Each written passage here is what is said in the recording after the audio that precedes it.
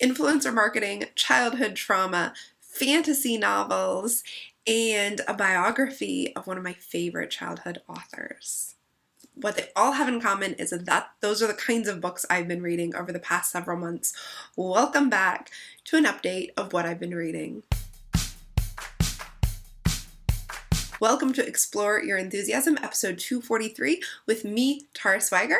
Usually we are talking about business lessons, but about once a month I give you an update on what I've been reading, and I haven't been here to give you an update since November. So if you are new around here or you don't follow me on Instagram, you might not know that I got a new foster care placement. A sweet little 2-year-old girl has been staying with me since mid-December, and that means my podcasting time just took a break for about a month, but luckily I had recorded all those episodes ahead of time. The past couple weeks you probably heard episodes that were first videos that I posted on YouTube, then we edited them for audio. I hope that the editing turned out okay. We had some trouble on our end. But it's also changed up my reading time, my podcasting time, but I'm back to podcasting every week, and I'm still reading tons. It's easier to read with a 2-year-old because she goes to bed at 6 o'clock every night and she stays in bed.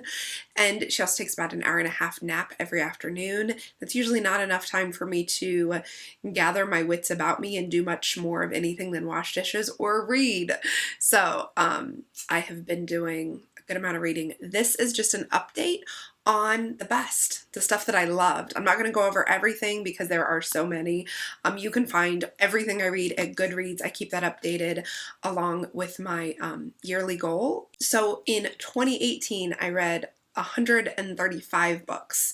You can find them all linked up at Goodreads. I'll be sure to link to that in the show notes below wherever you're watching this video or listening to the audio. Scroll down and you'll see the show notes, which will also include links to all of the books I'm going to talk about. You can get them from Amazon and I'll earn a tiny commission, or go to your local library. That's where I get 90% of what I read is from my local library, or I buy it on my Kindle.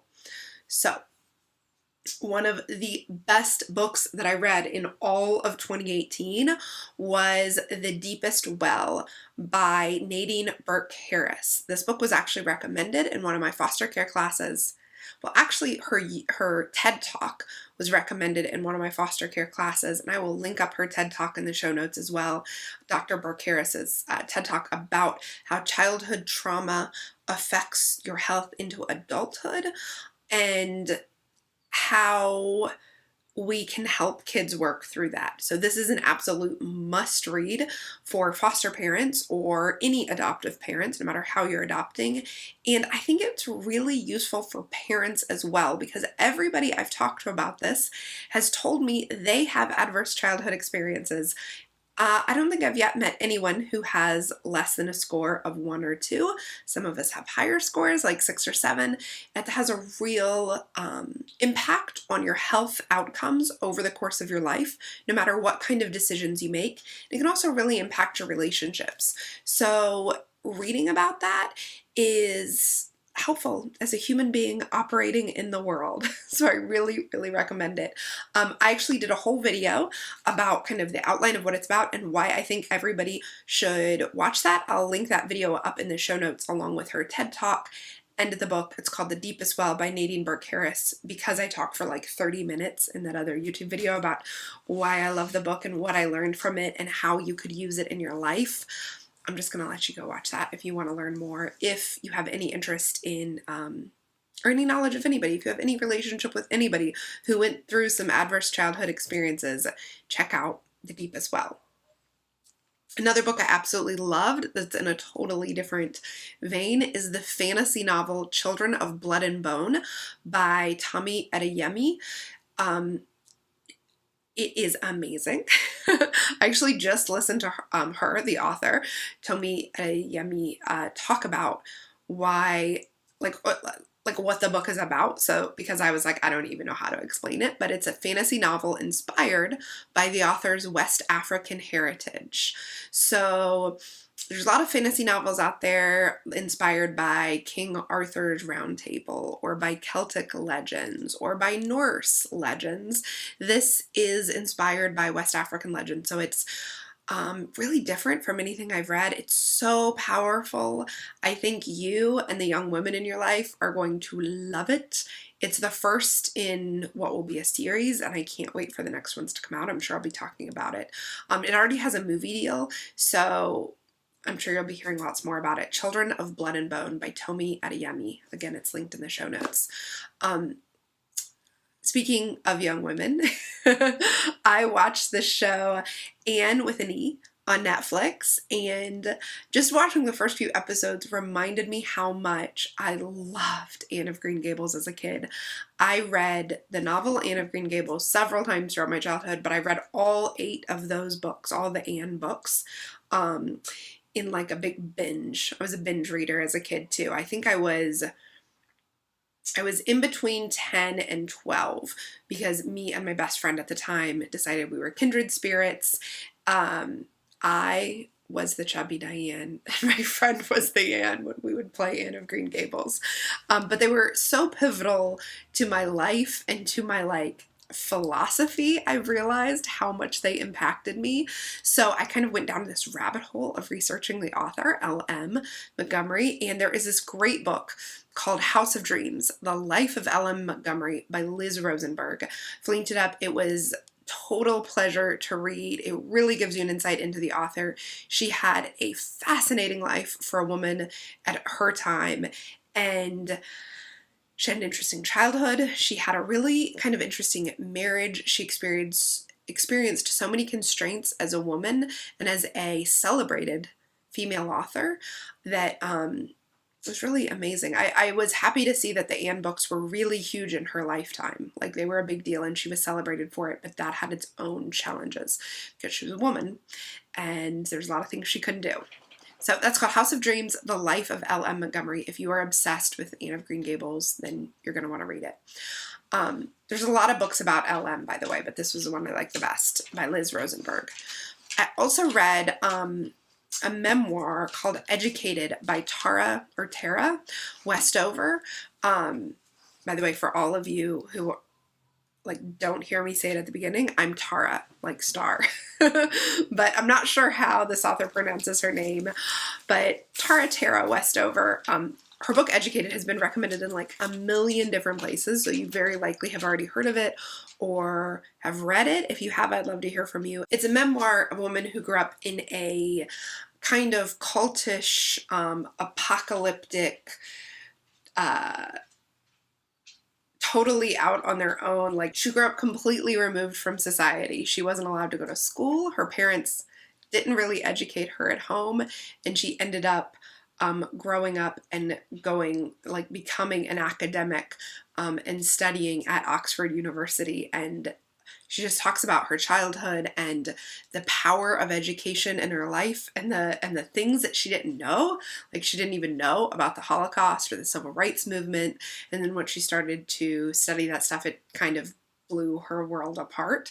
And it's a story of education, but it's also about generational trauma and mental illness and how a family stays together even when the kids grow up and get different ideas. So that's Educated. So good. So good.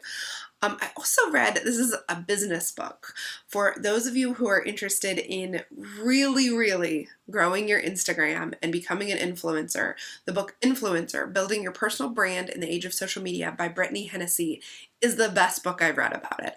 A lot of these books come into my library and I'll read them or skim them, and many of them just are things you could find in a BuzzFeed article. Like, they're not helpful or they're not really realistic. This book is extremely realistic about what your numbers need to be in order to get influencer deals, how you would negotiate an influencer deal, how the contract works, working with an agent, all of that.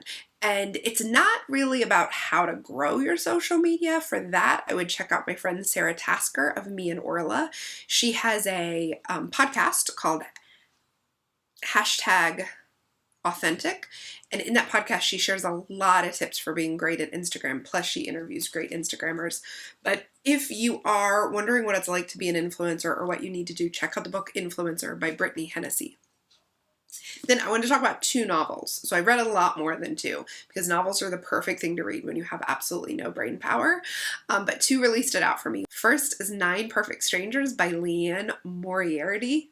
She's an Australian author who wrote Big Little Lies, which you might have seen the show with Reese Witherspoon. I read all of her novels a year or 2 ago, and this one just came out in November. It's great. It follows 9 people who go to this like health retreat that becomes so much more, and the 9 strangers get to know each other, and each chapter goes is from the point of view of a different character. And you'd think like that's too many people to be seeing the point of view from, but it really comes together in this kind of crazy, amazing story with a bunch of different threads woven together. Kind of about the idea of personal transformation and the idea of needing to escape your life in order to transform your life, and also about the guruification of people who help you transform your life that I just find so interesting in our current moment. So it's 9 Perfect Strangers. And then the book I just finished last night, and I was like, well, I have to mention this book because it's amazing, is Far From the Tree by Robin Benway. It's a story of 3 children who share a biological mother.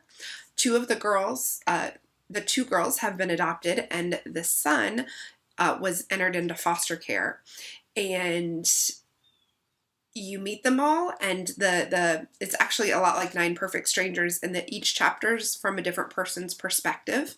So you go back and forth between being in the first person perspective of each of the 3 children, and they each have their own reasons for wanting to meet or not meet their biological family.